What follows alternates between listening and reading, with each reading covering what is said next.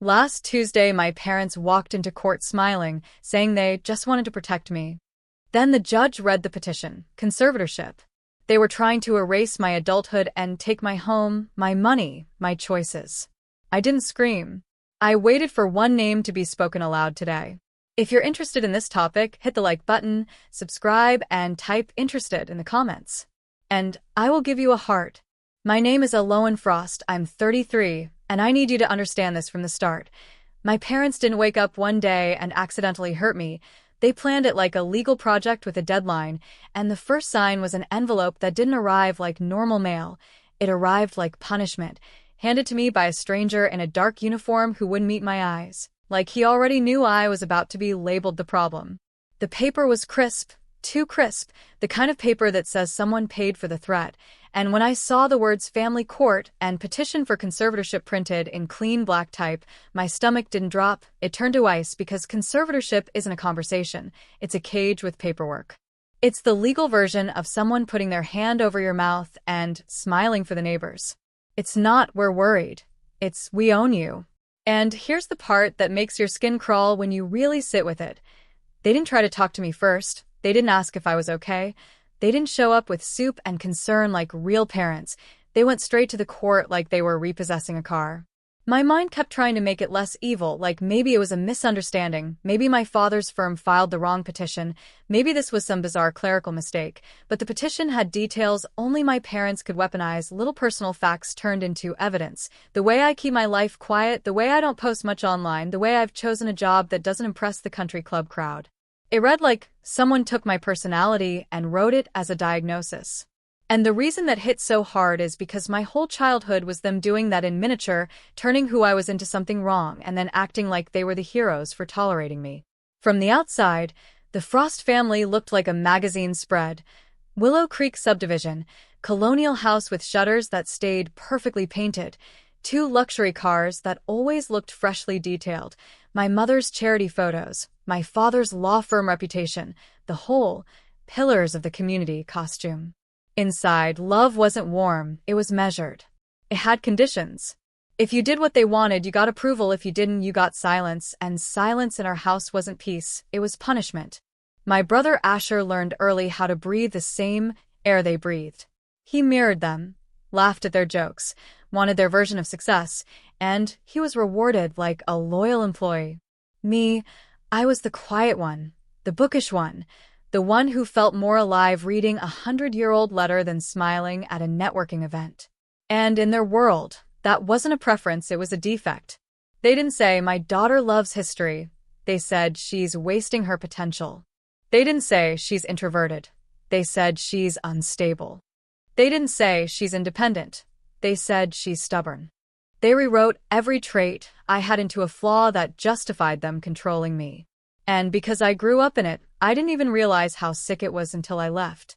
The moment I left wasn't dramatic, which is what still makes me laugh in the darkest way, because my parents are theatrical people, they live for scenes, but I didn't give them one. 8 years ago, I was 25, and my family had planned a dinner for me because I had just finished my master's degree in archival science. That was my dream, not theirs, and they treated it like a phase they were allowing me to indulge in.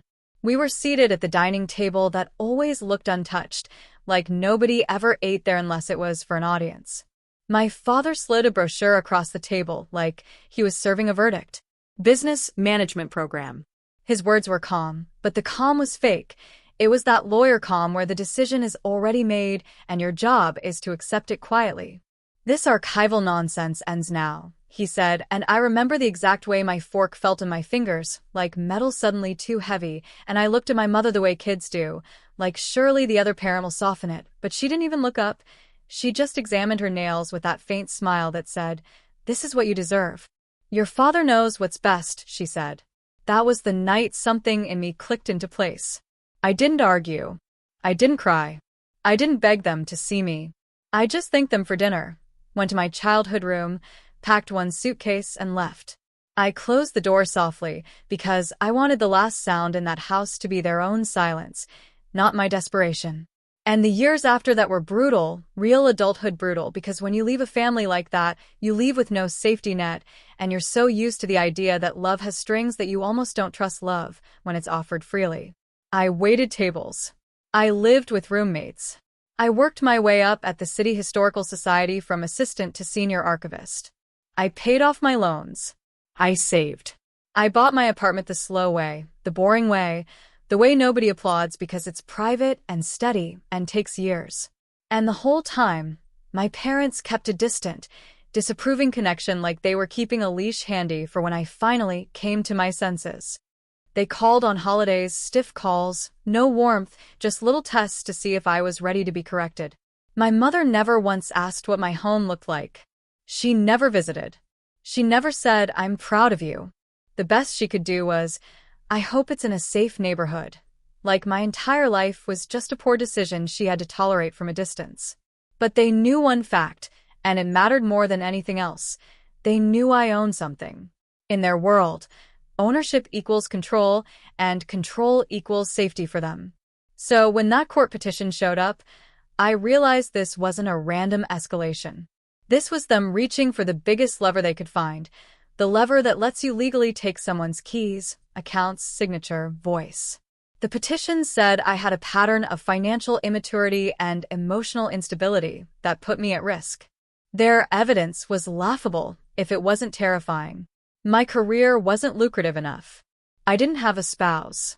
I lived isolated. I didn't consult them. I refused guidance. It was basically, she doesn't obey, therefore she's unfit. And the part that made me feel physically sick was how familiar the tone was. It wasn't the tone of scared parents.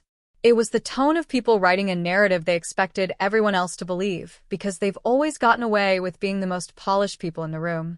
For a second, I stood in my living room and felt the old reflex rise up, the reflex to doubt myself, to shrink, to think maybe I really was the defective one.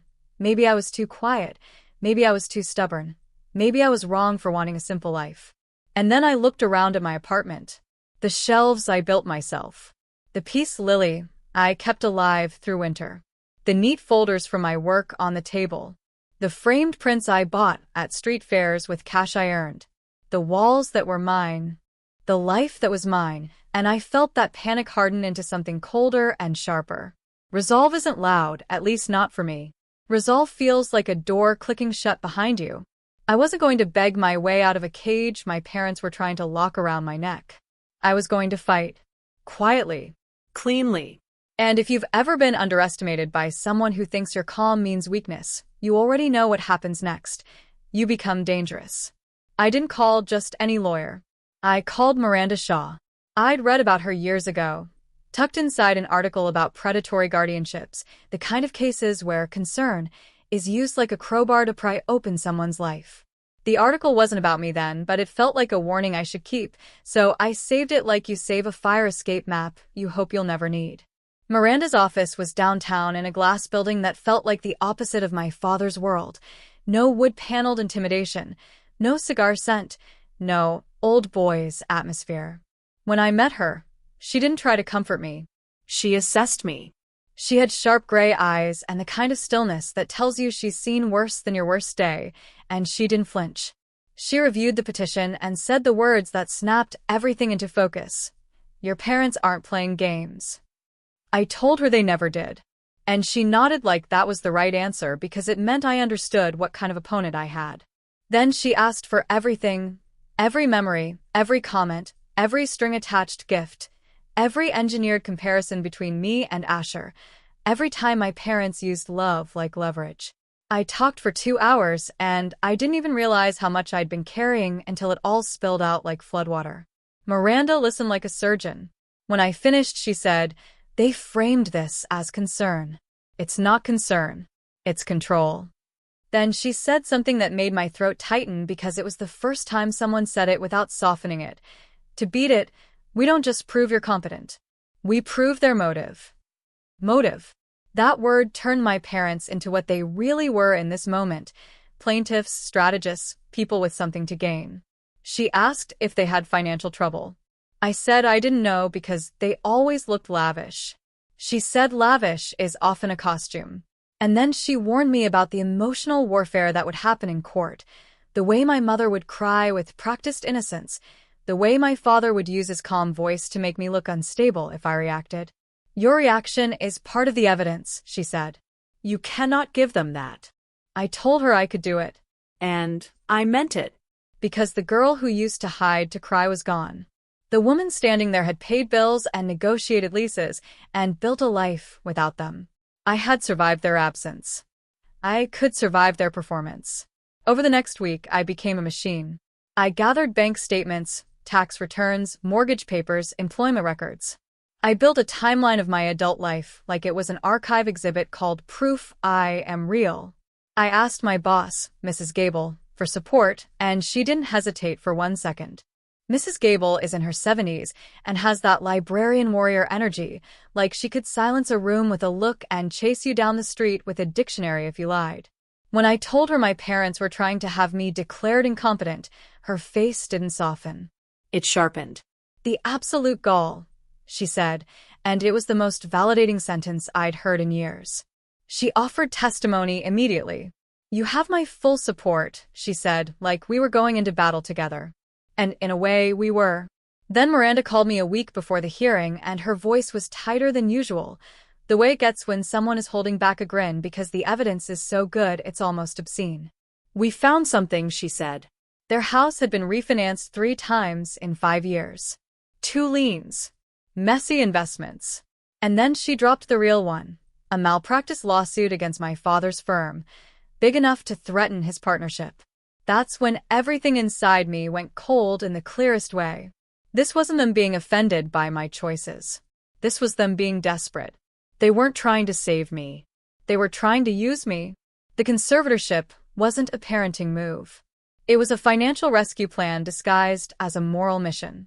They needed access to assets. They needed control of a signature.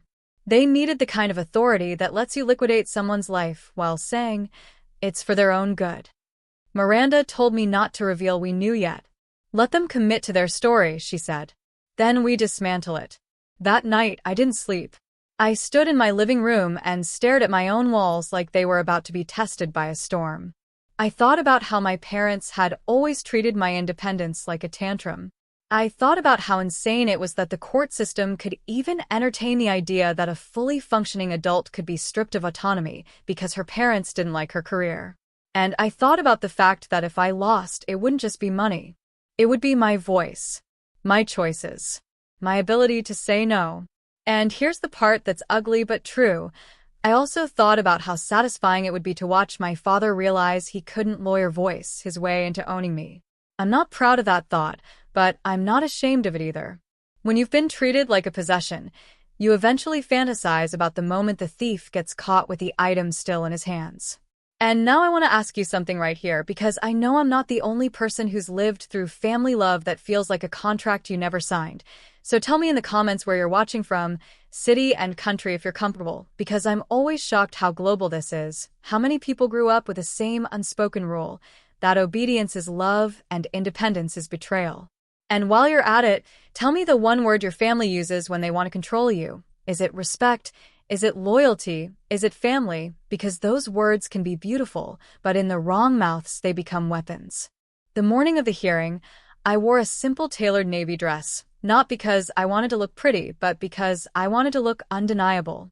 I wanted to look like what I was: stable, responsible, boring in the best way, the kind of person who pays bills on time and makes grocery lists. Miranda met me in the courthouse lobby and gave me one nod, the kind of nod that says, "Do not flinch." "They are the performance," she whispered. "You are the truth." The courtroom was smaller than I expected and smelled like lemon polish and old anxiety. And there they were at the plaintiff's table, already seated like they owned the room. My father in his best suit, the suit he wears when he wants to win. My mother in cream, posture perfect, face composed like she was attending a luncheon. Their lawyer, Arthur Vance, sitting between them, smug and settled, flipping pages like this was just another case to be filed, another person to be handled. The physical distance between our tables felt like a canyon. I didn't look at them. I looked forward. I placed my hands flat on the cool table, and focused on keeping my breathing even. The bailiff called the court to order. Judge Winslow entered, stern face, intelligent eyes, the kind of man who has seen every flavor of human manipulation and is tired of it. Arthur Vance spoke first, smooth voice, gentle words. And I watched him do what my parents have always done, turn concern into a costume. "This is a painful day for my clients," he said, like my parents were the victims, like they were suffering by trying to take my life away from me. He painted me as fragile, dreamy, vulnerable, and he used my quietness as proof of instability, which is hilarious if you've ever met a truly unstable person because instability isn't quiet, it's chaotic and expensive and loud. He described my apartment like it was a cave, my job like it was a dead end, my independence like it was isolation. Every sentence was a brushstroke meant to make the judge see me as a child who needs supervision. Then he called my mother. And watching my mother take the stand was like watching someone step into a role she's been rehearsing in the mirror for decades. She spoke softly. She dabbed her eyes. She talked about me being sensitive, about me being in my own world, about her heartbreak that I cut them out. And I sat there while she performed this grief, and I felt something strange happen inside me. I didn't feel sad. I felt insulted, because not one word was about me as a real person. It was all about their disappointment, their embarrassment, their fear that I wouldn't be theirs anymore. She told stories from my childhood like they were warning signs, like buying books with birthday money was a symptom, like choosing a hiking trip over networking was pathology. She made my piece sound like illness. And I could see how this tactic works on people who don't know the backstory because she looked so composed, so loving, so concerned. If you didn't know my mother, you might think she was a saint. But I know my mother. I know the empty silence behind her smile. I know the way she can cry on command. Then Miranda stood for cross-examination and the air shifted, because Miranda didn't argue emotionally. She didn't call my mother evil. She didn't plead. She asked questions like she was peeling paint. "When was the last time you reviewed your daughter's actual financial records?" My mother blinked, because the truth was never. She didn't know my numbers. She didn't know my bills. She didn't know my life. Miranda pressed that truth into the open slowly, like it was a bruise that needed light. "So your concern is based not on evidence of debt or mismanagement, but on her career choice and her independence." My mother tightened. Miranda moved to the husband question, the one that made the room stiffen. "If your daughter married tomorrow, would you still believe she needed a conservator?" My mother hesitated, and in that hesitation, you could see the real belief system flash like an exposed wire. A husband would provide guidance. "Objection," Vance shouted, but the judge's eyes sharpened because now the case wasn't just about money, it was about control. Then my father took the stand, colder, more clinical, speaking like he was explaining risk to a boardroom. He described my life as sentimental and impractical, the way a person describes an investment they don't respect. And as I listened, I realized something that made my stomach twist. He wasn't worried about me failing. He was offended I succeeded without him. In his mind, my independence wasn't a life choice. It was an insult. Miranda cross-examined him and planted the first real seed of doubt by asking about refinancing and liens. Vance objected. The judge allowed it. My father's neck flushed. His jaw tightened. And the moment I saw that crack, I felt a quiet thrill I hate to admit, because the Frost family brand has always been unshakable, and there he was shaking. The hearing dragged on. They called a family friend. They called a psychiatrist who never even evaluated me. Miranda tore him apart with calm questions until his testimony sounded like what it was. Paid fog. Then our witnesses. Mrs. Gable, fierce and simple and honest. My bank manager, numbers and records. Friends from my book club, normal women describing normal dinners at my normal apartment. Brick by brick, we built a picture that contradicted their story. And just when the room began to settle into the idea that my parents were overreaching, Miranda called me to the stand. My heart thundered, but my voice stayed steady. I spoke about my job and my life, not with apology, but with ownership. I spoke about responsibility. I spoke about routine. I spoke about paying bills and planning and saving. I could feel my parents watching me like they were seeing a stranger, because they were. Then Miranda approached the bench and submitted what she called an inventory for the record. The judge nodded. The bailiff took the document.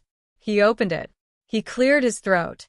And as he prepared to read, I felt my parents' confidence in the room like a fragile glass ornament hanging over a hard floor, because they still thought they knew everything about me, and they had no idea the next sentence was about to drop like a hammer and change the temperature of the entire courtroom.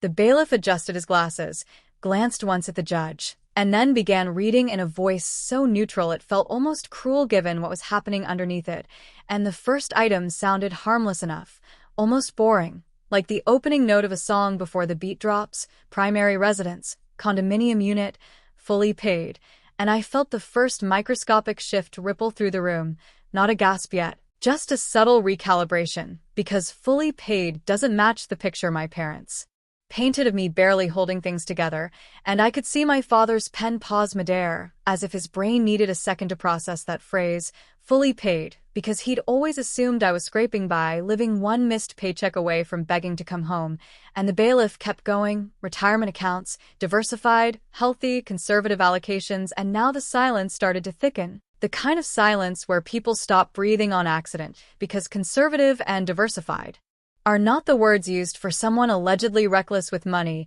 and my mother shifted in her seat, her posture tightening, like she'd just realized the script she memorized no longer matched the stage, and I sat there with my hands folded, not smiling, not reacting, because this wasn't about gloating, this was about letting the truth walk into the room by itself, unannounced, and sit down.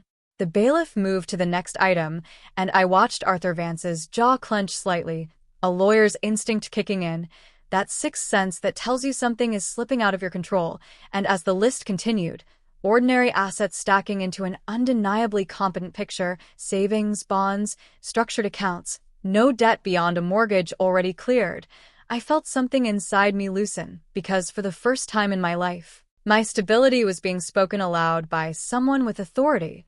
Not dismissed, not minimized, not reframed as luck or privilege, but stated as fact.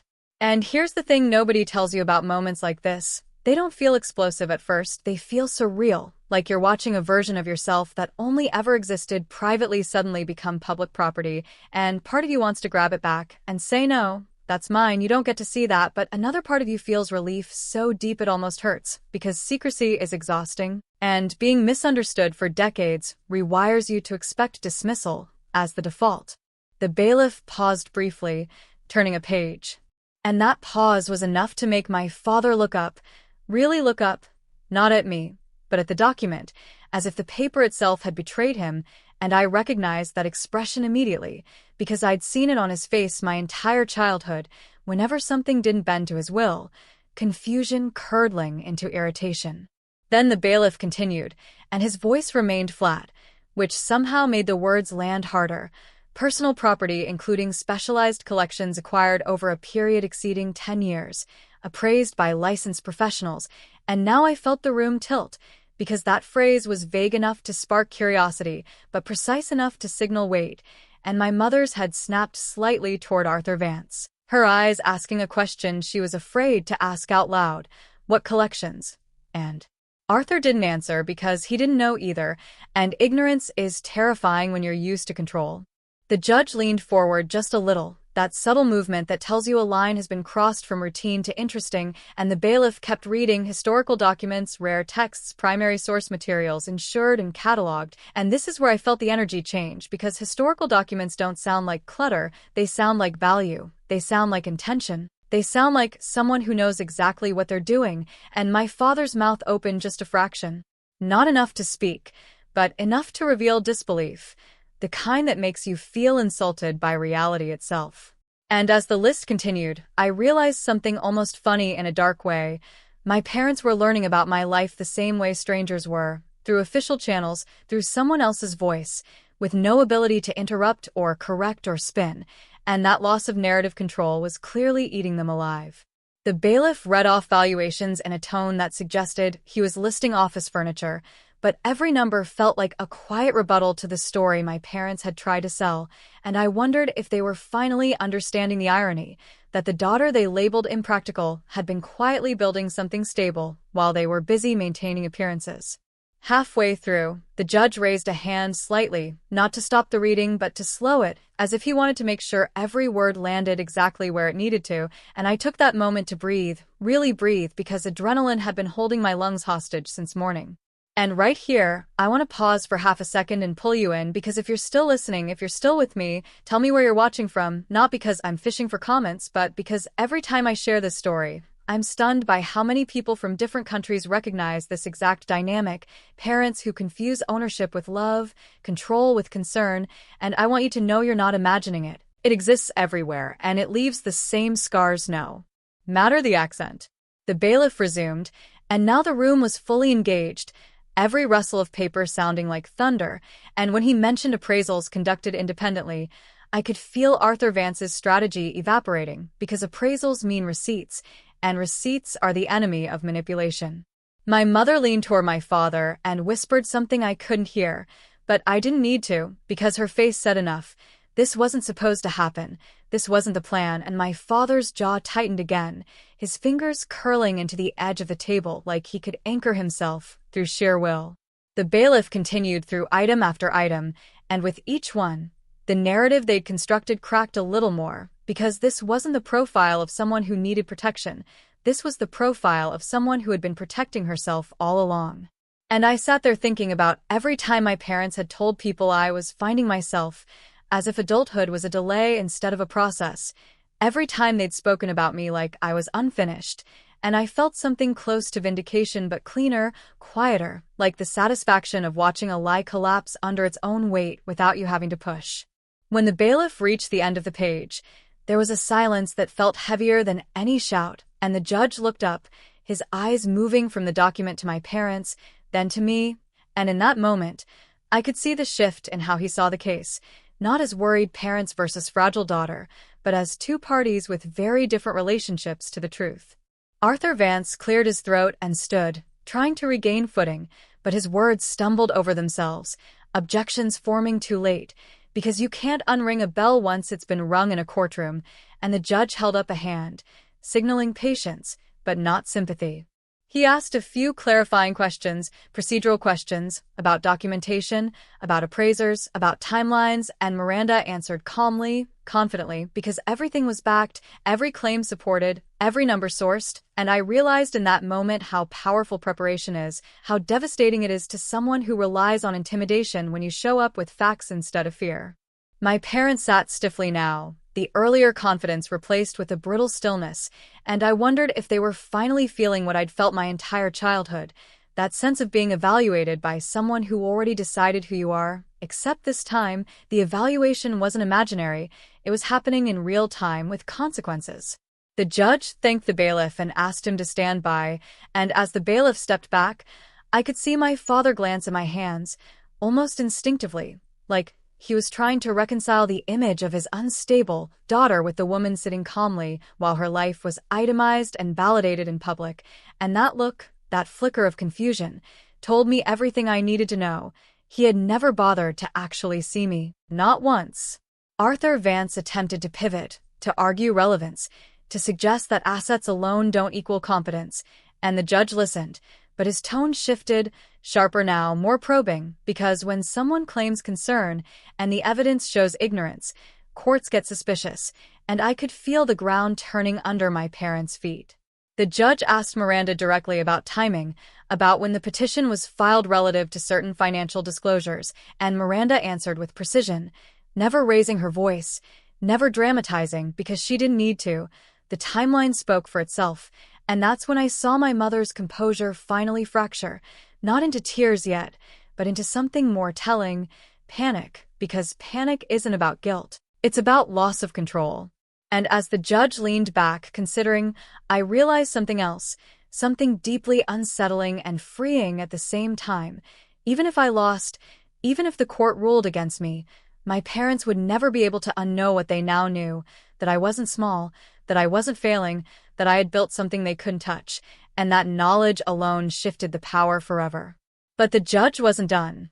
Not even close, because he hadn't yet asked the question that was clearly forming behind his eyes, the question that would turn this from a misunderstanding into something else entirely, and as he opened his mouth to speak, I felt that familiar tightening in my chest, the one that says the next few minutes will change everything. And I understood with absolute clarity that whatever happened next, my parents had already lost the version of me they thought they owned, and the only question left was how loudly the truth was about to land. The judge didn't speak right away, and that silence stretched longer than any accusation ever could, because when authority pauses, it forces everyone else to sit with their own assumptions. And I watched my parents fidget in that space like people suddenly aware the room had mirrors on every wall, my father straightening his tie even though it was already perfectly centered, my mother clasping and unclasping her hands as if prayer alone could rewind the last 10 minutes, and then the judge leaned forward and asked the question I could feel coming like pressure before a storm. Mr. and Mrs. Whitmore, can you explain to the court why a petition alleging financial instability was filed when the respondent's records show consistent solvency, long-term planning, and no evidence of impairment?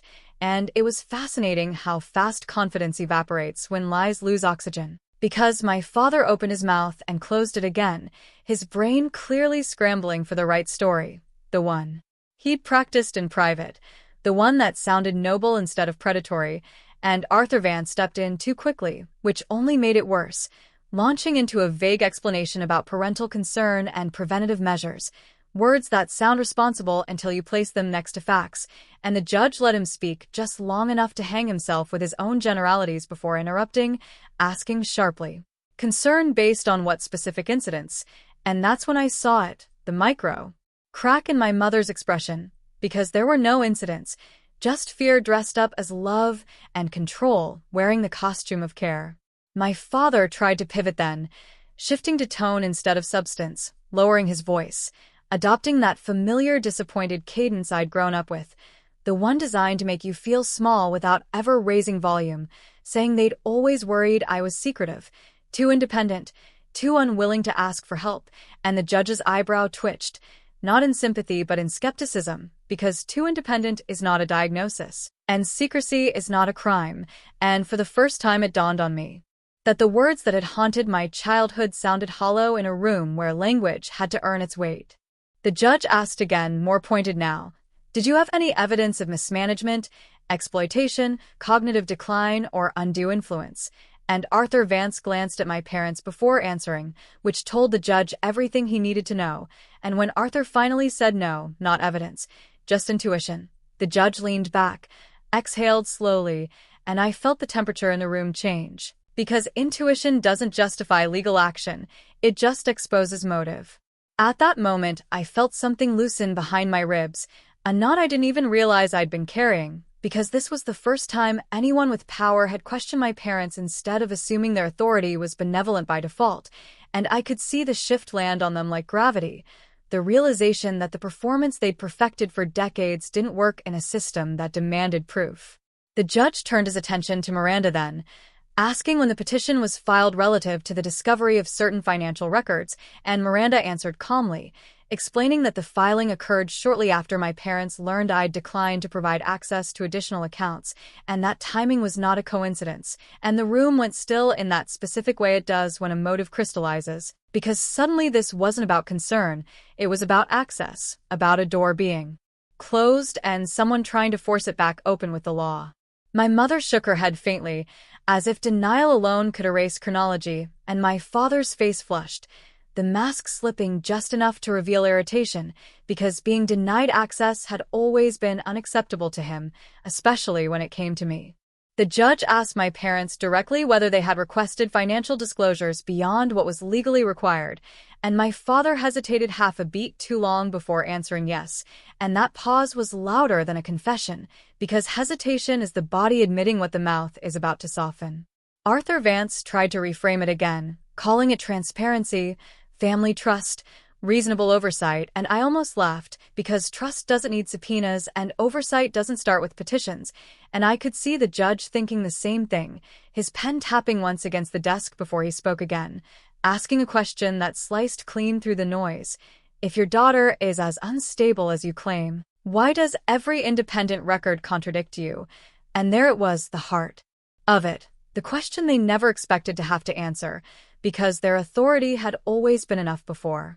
My father's voice tightened as he responded, saying records don't show everything, that parents know their children better than any document ever could, and for a second that argument hovered dangerously close to persuasive, because it plays on sentiment, on the cultural myth that parents are infallible narrators of their children's lives. But the judge didn't buy it, and that rejection felt like a crack of light through a long closed door. He asked something that made my stomach flip. Do you benefit financially from the outcome of this petition? And the silence that followed was not confusion, it was calculation. My parents clearly weighing whether honesty or deflection would cost them less, and Arthur Vance jumped in again, saying benefit was not the intent, that guardianship was about protection, not profit, and the judge nodded slowly, then asked, intent aside, would you gain access to accounts or decision-making authority? And that question landed hard, because it stripped away narrative and left only mechanics, and mechanics don't care about feelings. My father answered yes, begrudgingly, and I felt a strange calm settle over me, because there it was, finally spoken aloud, the thing I'd known in my bones but never had proof of. This was about control, about proximity to resources, about fear of being excluded from a life they assumed they owned. The judge turned his gaze to me then, and for a moment the room seemed to narrow, his expression not unkind but intent, and he asked me to describe my relationship with my parents in my own words, and that invitation felt heavier than any accusation, because speaking truth in front of people who taught you to doubt it is its own kind of courage.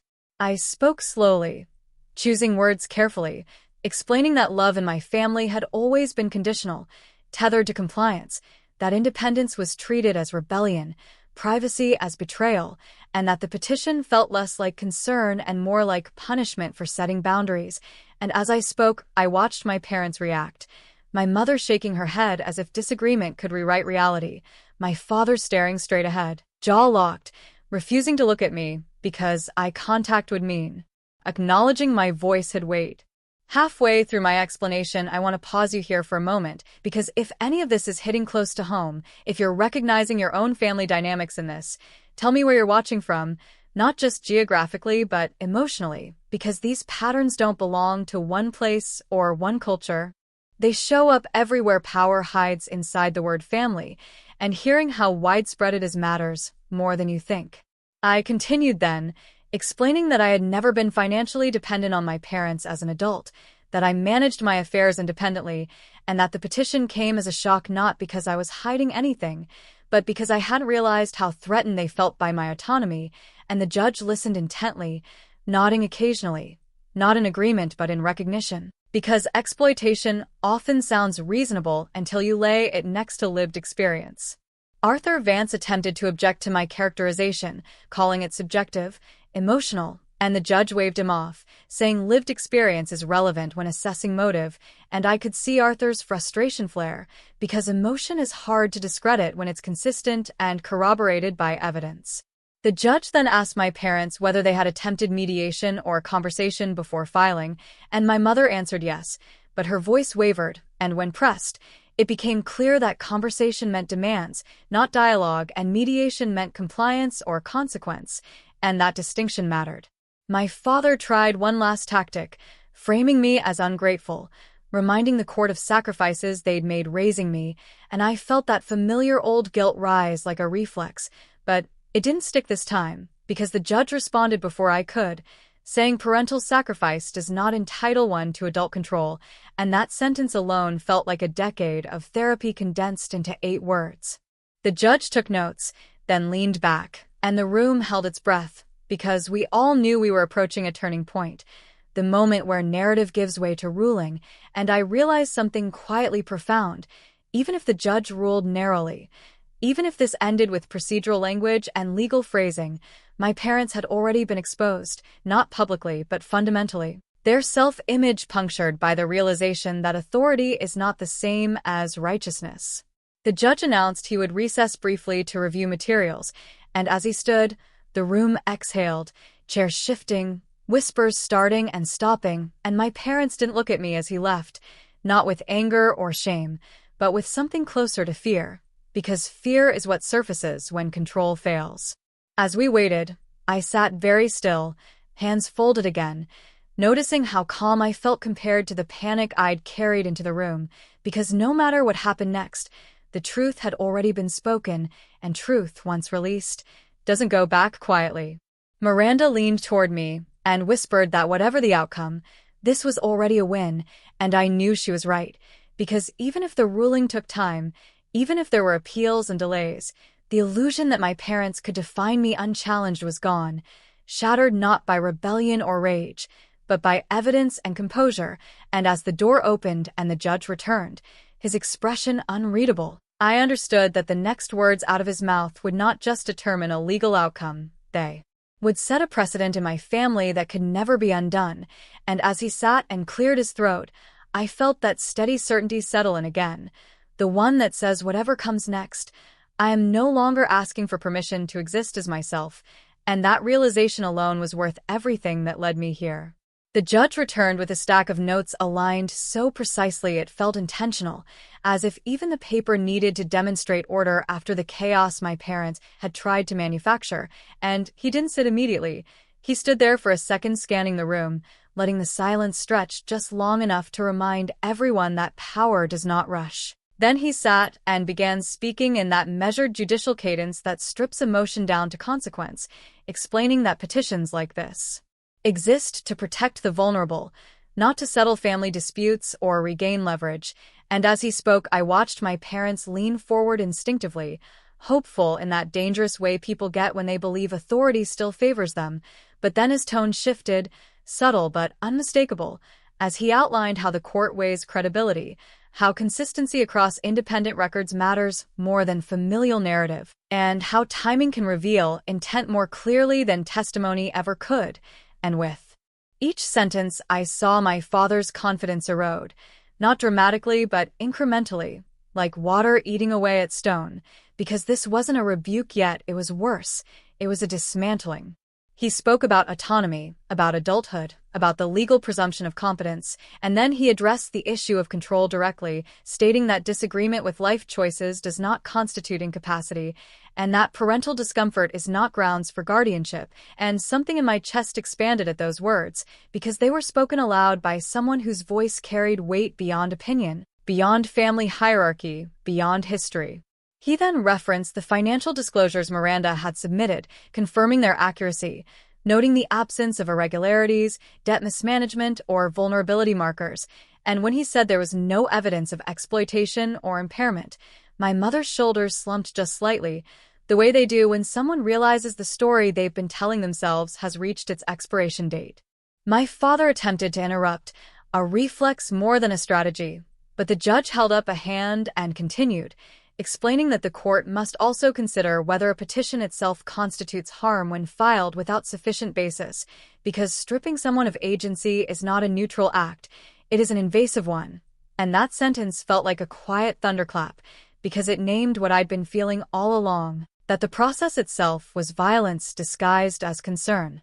He asked one final question before ruling, directing it at my parents, asking whether they believed their daughter had the right to make decisions they disagreed with, and the room held its breath, because that question was not legal, it was philosophical, and my father answered the way he always had, saying rights must be balanced with responsibility, implying that responsibility looked suspiciously like obedience. And the judge nodded slowly, then said that responsibility includes respecting another adult's autonomy, even when it challenges your expectations, and that was the moment I knew the ground had shifted.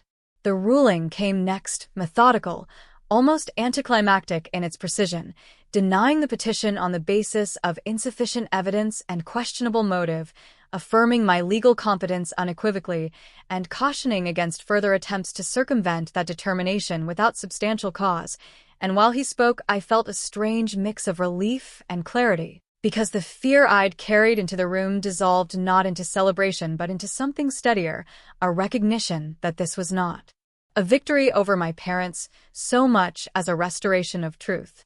The judge concluded by reminding everyone that family relationships do not grant ownership over another adult's life, and when he struck the gavel, The sound echoed in a way that felt symbolic, final, and yet not quite finished, because consequences don't always arrive with the ruling. Sometimes they unfold afterward in quieter ways.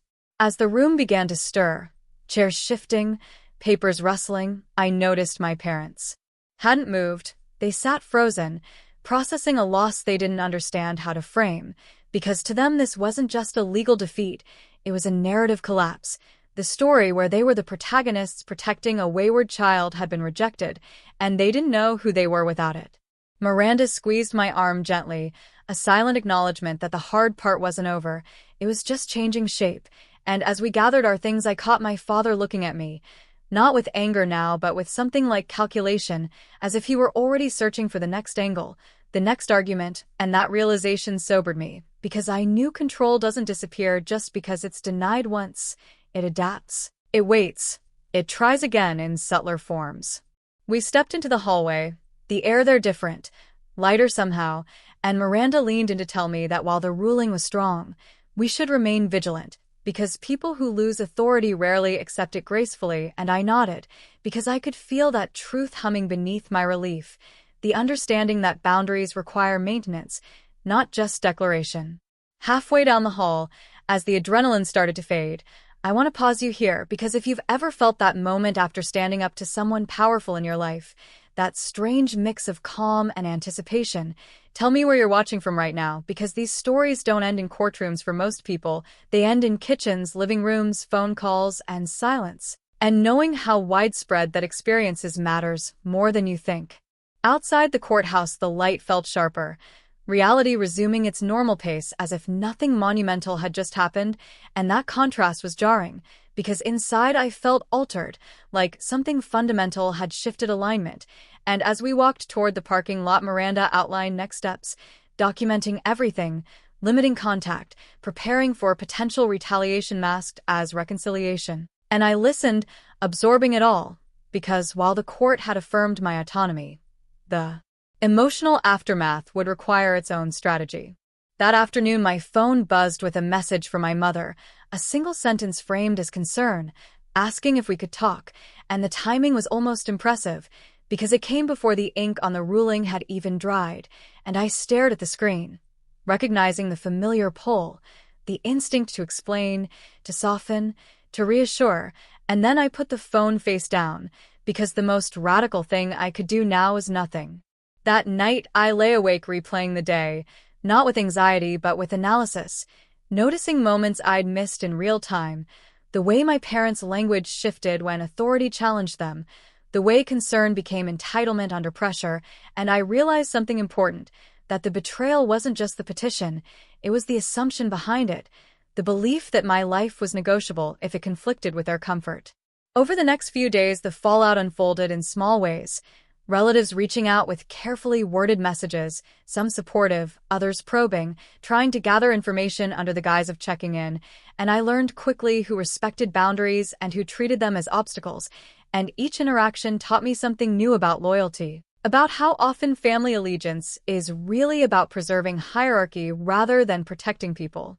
My parents didn't apologize, not truly. They reframed, suggested misunderstandings, implied the court didn't see the whole picture, and that refusal to take responsibility was almost harder than outright hostility, because it confirmed that accountability was never part of the equation, and that understanding freed me in an unexpected way, because it meant I could stop waiting for something they were incapable of giving.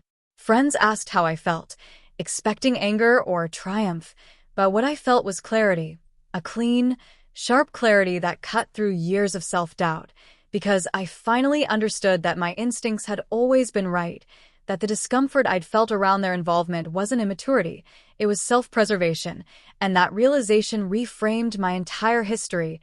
Every moment I'd been told I was difficult, dramatic, ungrateful, suddenly lining up as evidence of resistance rather than flaw.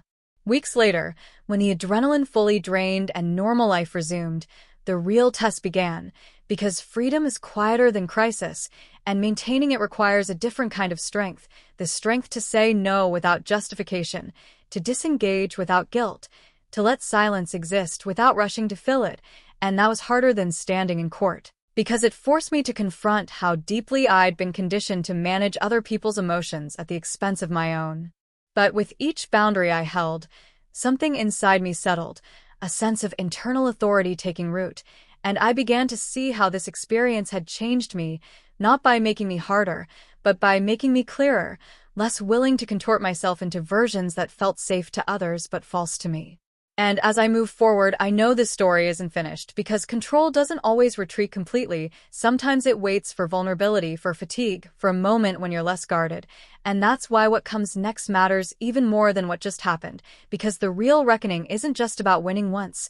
It's about building a life where winning isn't necessary anymore, where your autonomy isn't up for debate, where your worth isn't something that can be petitioned away. And that's where the next chapter begins, in the space between relief and resolve, where the past no longer dictates the future, but still tries to whisper its way back in, and whether it succeeds depends on what I choose to do next. After the ruling, the silence didn't feel like peace, it felt like a vacuum, the kind that pulls things toward it whether you want them or not. And the first thing it pulled back into my orbit was the version of my parents that doesn't shout or scheme but recalibrates, the version that smiles carefully and uses language like healing and moving forward as camouflage, because control rarely announces itself after a loss. It disguises itself as reconciliation, and I realized that the real danger wasn't overreach anymore, it was subtlety. The day after the hearing, my mother left a voicemail that sounded almost gentle, her voice lower, slower, saying she just wanted to clear the air, and that families go through misunderstandings and that no one needed to involve lawyers anymore.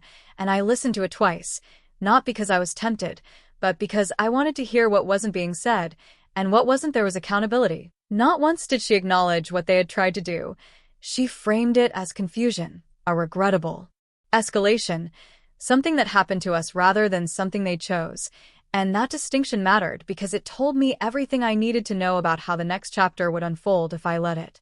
I didn't respond, and the silence that followed was loud enough to be instructive, because when you stop playing the role assigned to you, other people don't suddenly find peace, they scramble to rewrite the script, and my parents did exactly that, reaching out through extended family, framing concern as confusion, positioning me as distant and cold, and for the first time I could see the machinery clearly, the triangulation, the pressure, the attempt to recruit others into restoring the old balance where my autonomy was negotiable. The difference now was that I didn't feel the urge to defend myself, because I'd learned something crucial in that courtroom. Explanations are currency to people who intend to spend them against you, and withholding them isn't cruelty, it's strategy. Friends noticed the change in me, not because I talked about the case constantly, but because I stopped softening my boundaries with humor or self-doubt. I stopped saying maybe when I meant no, and the effect was immediate and unsettling in the best way, because people either adjusted or drifted, and both outcomes told me the truth. About 2 weeks in, the consequences began to ripple outward in ways I hadn't anticipated.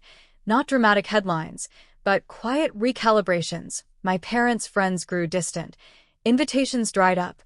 Whispers replaced certainty, because nothing destabilizes a social narrative faster than a court record contradicting it. And I realized that part of my parents' panic hadn't been about me at all. It had been about image, about losing the authority they derived from appearing morally unassailable, and that loss was something they didn't know how to metabolize. One afternoon, I ran into an old family acquaintance at a grocery store, someone who'd known me since childhood, and she said with a smile that didn't reach her eyes that she'd heard things had gotten complicated. And instead of correcting her or offering reassurance, I just nodded and said sometimes clarity feels complicated before it feels clean, and the look on her face told me she hadn't expected that, because she was used to the version of me that explained, that apologized for existing outside expectation, and that moment stayed with me because it marked a shift not just in behavior, but in identity. About a month after the ruling, my father sent an email that was longer and more calculated than anything before it, outlining his perspective, citing his intentions, reframing the petition as a precaution taken under stress, and reading it felt like watching someone build a case not for reconciliation but for absolution, and I recognized the tactic immediately. He wasn't trying to reconnect. He was trying to restore moral equilibrium by getting me to validate his reasoning, and I understood. Then that closure wasn't something he was capable of offering, because closure requires surrendering the need to be right. I didn't reply, and instead I forwarded it to Miranda, who responded with a single line reminding me that silence can be a boundary and boundaries don't require consensus, and that sentence became a kind of mantra for me, because it reframed restraint as strength rather than avoidance. Life outside the family drama continued to grow in ways that surprised me. Work became more focused, friendships deepened, not through shared trauma but through shared presence, and I noticed how much energy I'd been spending managing emotional fallout that I could now redirect toward things that actually nourished me. And that realization came with grief too, because it meant acknowledging how much of myself I'd been withholding just to stay safe. At this point, I want to pause for a second, because if you're listening to this and recognizing pieces of your own story, if you've ever had to learn that distance isn't abandonment but protection, tell me where you're watching from right now, because these patterns cross borders and cultures, and hearing that you're not alone in them matters more than algorithms will ever admit. As weeks turned into months, the narrative my parents had tried to maintain began to collapse under its own contradictions, not because I confronted it, but because it couldn't survive contact with reality. And I learned a hard truth in that process. You don't have to expose manipulation for it to fail. Sometimes you just have to stop participating, and that withdrawal of energy is enough to reveal the shape of things. There were moments when guilt crept in, not because I believed I was wrong, but because guilt is a reflex installed early and reinforced often. And when it surfaced, I didn't fight it or indulge it. I observed it, traced it back to its origin, and reminded myself that feeling bad doesn't mean you did something bad. Sometimes it just means you broke a pattern that benefited someone else. My parents attempted one last maneuver that I didn't see coming, a sudden offer of mediation framed as concern for family unity, and when I declined politely but firmly, the response was swift and revealing. Accusations replaced appeals, coldness replaced warmth, and in that pivot I saw the confirmation I didn't know I was still waiting for, because genuine care doesn't evaporate when it's not rewarded with access. What surprised me most wasn't their reaction. It was my own. I didn't feel devastated or enraged. I felt resolved, like a door clicking shut with a finality that didn't require drama, and that was when I understood that the reckoning wasn't something that happened to them. It was something that had already happened in me. I began to reflect on how many times I'd been praised for being mature, when what people really meant was compliant. How often my emotional intelligence had been used to excuse others' emotional irresponsibility, and that awareness was both liberating and infuriating, because it meant rewriting the story of my own growth, reclaiming traits I'd been taught to minimize. The world didn't suddenly become easier after setting boundaries, but it became clearer, and clarity is a kind of ease in itself, because you stop second-guessing your instincts and start trusting the data of your own experience. There were still moments of sadness, especially when I thought about what could have been, about the parents I might have had if love hadn't been conditional, but I learned to let that sadness exist without letting it dictate my choices, because mourning an ideal doesn't obligate you to sacrifice reality. As the dust settled, it became clear that my parents were facing consequences beyond a courtroom, not because I sought them, but because systems built on control don't adapt well to accountability, and watching that unfold stirred complicated emotions, relief, sorrow, and a strange sense of distance, like watching a storm move across a horizon you no longer live under. I didn't celebrate their losses, but I didn't shield myself from the truth either, because understanding how power works requires seeing what happens when it's withdrawn, and what happens is often collapse. The most unexpected outcome of all was how this experience changed my internal compass. Decisions that once felt fraught now felt straightforward, not because they were easy, but because I was no longer negotiating with an internalized chorus of voices questioning my legitimacy, and that shift spilled into every area of my life, from how I handled conflict to how I imagined my future. I realized that autonomy isn't a static state you achieve once.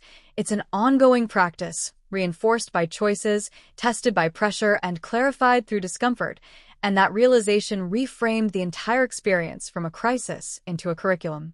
As I stand here now, months removed from the hearing but still living in its wake, I know this story isn't about a court ruling or a family dispute. It's about what happens when you refuse to let love be defined by access and obligation, when you choose self-respect over proximity, and when you accept that some people will never forgive you for becoming whole, and that's okay. The next chapter isn't about confrontation or closure. It's about maintenance, about protecting the life you've claimed without becoming hardened by the process, and that balance is harder than the fight itself, because it requires discernment rather than adrenaline. And just when I thought the dust had fully settled, something unexpected surfaced, not from my parents, but from within my extended family, a revelation that reframed everything I thought I knew about how long this pattern had been in motion, and that discovery would force me to confront not just the present, but the buried history that made all of this possible, because sometimes the real story doesn't start with what they did to you. It starts with what they learned long before you were born, and that's where this gets even more complicated. What surfaced next didn't arrive with drama or accusations.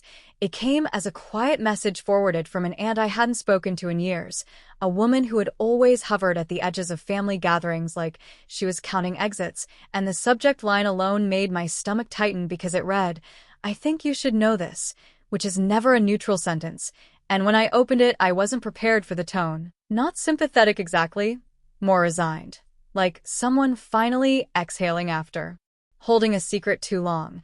And she wrote that she'd been following what happened, that word following doing a lot of work, and that she recognized the pattern immediately because it wasn't new, it was inherited, passed down, normalized, and she said she wished someone had warned me earlier, but back then nobody was allowed to talk. And that phrase "nobody was allowed" lodged itself in my chest because families don't usually frame silence as permission, they frame it as loyalty, and suddenly the pieces I hadn't even known were missing began to click.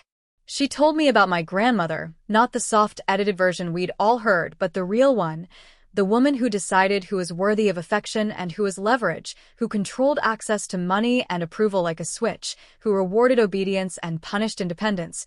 And as I read, I felt something strange happen, a loosening, because for the first time the behavior I'd internalized as personal rejection had a lineage. It wasn't that I was uniquely difficult or deficient, it was that I'd stepped outside a system designed to crush deviation, and the system reacted exactly as it always had. My aunt described how my father learned early that love was conditional, that stability depended on compliance, that dissent was met with withdrawal, and she didn't excuse him, she didn't soften the damage, she just named the origin, and naming it felt like turning on a light in a room I'd been stumbling through in the dark. She said when he married my mother the dynamic intensified because my mother brought her own version of the same script, appearance over truth, harmony over honesty, and together they perfected a model where children were reflections rather than individuals, and reading that didn't make me feel pity so much as clarity, because it explained why every attempt at conversation with them felt like speaking a language they didn't recognize. I closed the email and sat with it for a long time because this was the part of the story nobody tells you about estrangement or boundaries, the part where you realize the conflict didn't start with you and it won't end with you either, and that realization is both freeing and sobering because it means you're not responsible for fixing it, but you're also not special enough to be the exception.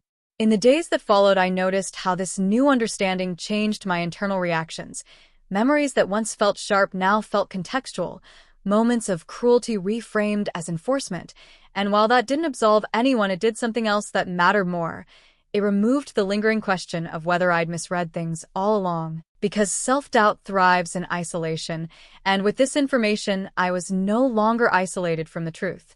About halfway through processing all this, I want to pause for a moment, because if you're listening and recognizing generational patterns in your own life, if you're realizing that what you thought was personal might actually be inherited behavior, tell me where you're watching from right now, not because location matters more than story, but because it reminds us these patterns don't belong to one family or culture, they travel, they repeat, and naming them is the first interruption.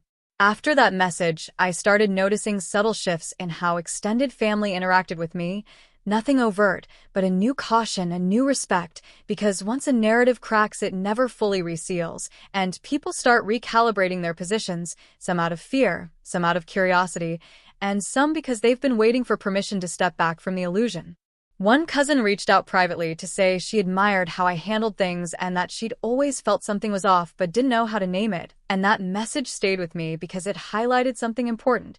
When one person refuses to carry the lie, it lightens the load for everyone else, even if they never say it out loud.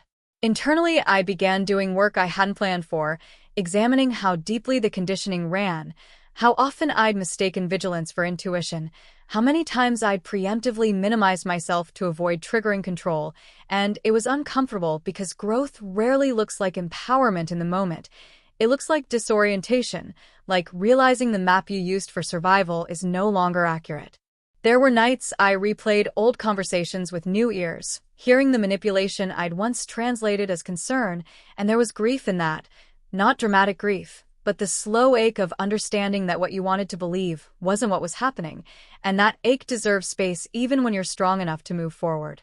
My parents, for their part, continued their quiet recalibration, no apologies, no accountability, just distance and a kind of brittle dignity, and I learned that not every story ends with confrontation or closure.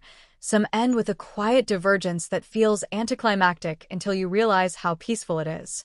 What surprised me most was how this entire experience sharpened my ability to see power dynamics elsewhere. At work, in friendships, in romantic interactions, I became attuned to the moment when concern slips into control, when advice becomes expectation, and that awareness didn't make me cynical. It made me selective because discernment isn't distrust, it's pattern recognition informed by experience. I started saying no faster, not defensively, just clearly, and I watched how people responded. Some respected it immediately, others tested it, and that testing became my litmus test, because people who benefit from your compliance always struggle when it ends. As weeks turned into months, the intensity faded, but the impact remained, like muscle memory, and I realized that what I'd gained wasn't just freedom from a specific threat, it was a recalibrated nervous system, one that no longer mistook chaos for connection or volatility for love. The story people often expect at this point is reconciliation or revenge, but what actually happened was quieter and more unsettling for those who wanted control. I moved on without needing their acknowledgement, and that is the one outcome manipulation never anticipates. I didn't need them to see me because I finally saw myself clearly, not as a problem to be solved or a resource to be managed, but as a person who had survived a system by outgrowing it. And just when I thought I'd reached the end of the revelations, another piece surfaced, not from the past this time, but from a legal channel tied to the case, a detail that suggested my parents' attempt wasn't as isolated as it seemed, that there were other plans, other contingencies they'd prepared, and realizing that forced me to confront a new question, not whether they'd gone too far, but how far they were willing to go. Because the deeper you dig into a pattern, the more you realize the surface event was just the most visible expression of something much larger, and understanding that would change how I approached everything that came next. The next escalation didn't announce itself with a confrontation or a message that could be screenshotted and dissected. It arrived disguised as bureaucracy, the most dangerous costume betrayal can wear, because paperwork doesn't look emotional, it looks reasonable, and that's exactly why it works. And the first sign was a notification from my bank that initially looked routine until I read it twice and felt that familiar cold drop in my stomach because it wasn't informational, it was precautionary. A notice that an external inquiry had been made about my account structure by a third party claiming familial oversight interest, and that phrasing was surgical, not illegal, not overt, just close enough to the edge to make my pulse quicken, because it meant someone was still testing doors to see which ones were unlocked. And in that moment, the illusion that the courtroom had ended, everything finally shattered. Because what I realized was this wasn't a single attack, it was a campaign, and the court was only one battlefield. I called the bank immediately, not panicked but precise, because panic feeds systems like this, and when the representative explained that no information had been released and that my safeguards held, I thanked her and hung up, but my hands were shaking, not from fear, from anger, the controlled kind that sharpens instead of blurs, because now the intent was undeniable. They weren't trying to reconcile, they were probing quietly, persistently, like people who believe time will eventually wear resistance down. That night, I barely slept, not because I was scared of what they'd do next, but because I was finally understanding the full scope of what they'd already done, how long they'd been planning, how many steps ahead they'd thought, and how little they'd expected me to adapt. The next morning I met with my attorney again, and this time the tone was different, less defensive, more strategic, because once you realize someone is operating from entitlement instead of emotion, you stop expecting remorse and start anticipating maneuvers, and that shift alone changes everything. We tightened protections, formalized boundaries, documented patterns, not because I wanted to escalate, but because I wanted to end it permanently, and there's a difference between reacting and closing doors so thoroughly no one bothers knocking again. As we talked, I found myself reflecting on how surreal it was that people who claimed to love me were now reduced to footnotes in legal memos, and there was grief in that realization, but also clarity, because love that requires surveillance isn't love, it's ownership anxiety. Somewhere in the middle of all this, as the weight of it settled in, I want to pause again and ask you directly, where are you watching from right now? Because stories like this don't land the same way everywhere, and knowing you're out there listening, recognizing patterns, connecting dots in your own life, reminds me this isn't just my story unfolding in isolation, it's a shared language of experience across households and borders. After that meeting, something unexpected happened internally. The fear I'd been bracing against didn't grow. It dissolved, replaced by a steady resolve, because once you see the machinery behind manipulation, it loses its mystique. It becomes predictable, almost boring in its repetition, and boredom is power when you're dealing with people who thrive on reaction. I stopped checking my phone compulsively, stopped replaying conversations, stopped imagining hypothetical confrontations, because none of that was required anymore. I wasn't on trial in my own mind, and that might have been the biggest victory of all. Friends noticed the change before I did, commented on how grounded I seemed, how unbothered, and I realized they were seeing the external effect of an internal boundary finally taking root, not a wall but a filter, something that let life in without letting manipulation pass through. Then came another twist, quieter but no less revealing. An old family acquaintance reached out, someone who had known my parents long before I was born, and her message was cautious, almost apologetic, as if she were stepping onto thin ice, and she said she'd heard pieces of what happened and wanted to share something she'd always found strange, but never questioned, that my parents had a habit of preemptively framing narratives, of telling stories about people before those people ever spoke for themselves, and that hit me like a delayed echo because it explained so much about the subtle isolation I'd felt growing up, the way assumptions preceded my actions, the way I was always responding to a version of myself that had already been defined without my consent. That insight was sobering, not because it was shocking, but because it confirmed that what I experienced wasn't accidental. It was curated, and once again the pattern emerged: control first, justification later. I started thinking about how many times society excuses this behavior under the banner of family loyalty, how often we're told to endure harm because it comes from familiar hands, and how dangerous that belief really is because it trains people to tolerate erosion instead of demanding respect. This story isn't just about parents crossing a line, it's about what happens when authority goes unchecked and intimacy is used as leverage, and the more I sat with that, the more I understood why telling it mattered, not for validation but for interruption, because silence is the ecosystem manipulation thrives in. At this stage, the conflict wasn't escalating outwardly anymore, it was deepening inwardly, asking bigger questions about identity, about how much of who I'd become was a response versus a choice, and that reflection wasn't comfortable, but it was honest, and honesty has a way of stabilizing you even when it stings. I began to feel something I hadn't felt in years: ownership over my own narrative, not defensively, not performatively, but quietly, the way someone feels when they finally trust their footing on unstable ground. And just as that sense of closure started to form, another development surfaced, subtle but significant. A document uncovered during the legal review that suggested contingency planning beyond me, names crossed out, alternatives considered, which told me something chilling, that this wasn't about me as a person, it was about access, and if I'd been weaker, quieter, more compliant, the outcome would have been very different, and that realization didn't make me feel lucky, it made me feel responsible to speak. To frame this not as an isolated drama, but as a cautionary pattern.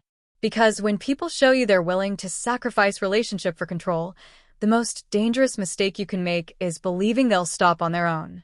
And that understanding set the stage for what came next, because once the tactics are exposed and the masks removed, the final act isn't about retaliation, it's about consequences, the kind that unfold slowly, publicly, and irrevocably, and realizing that meant accepting that the real reckoning wasn't finished yet, it was only beginning to surface. What finally broke the illusion that this was winding down wasn't another legal notice or a phone call or a dramatic confrontation. It was silence paired with movement, the kind that only shows up when people think they're no longer being watched, because after weeks of nothing, after the failed probes and closed doors, a pattern started emerging that felt almost accidental at first: small things, administrative changes, quiet updates, third-party inquiries that didn't touch me directly, but orbited close enough to feel intentional, like watching someone circle your house without ever ringing the bell, and the deeper I looked, the clearer it became that this wasn't desperation anymore. It was damage control. They weren't trying to get to me now, they were trying to contain the fallout, and that distinction mattered because people in containment mode don't act out of emotion, they act out of fear, and fear makes people sloppy.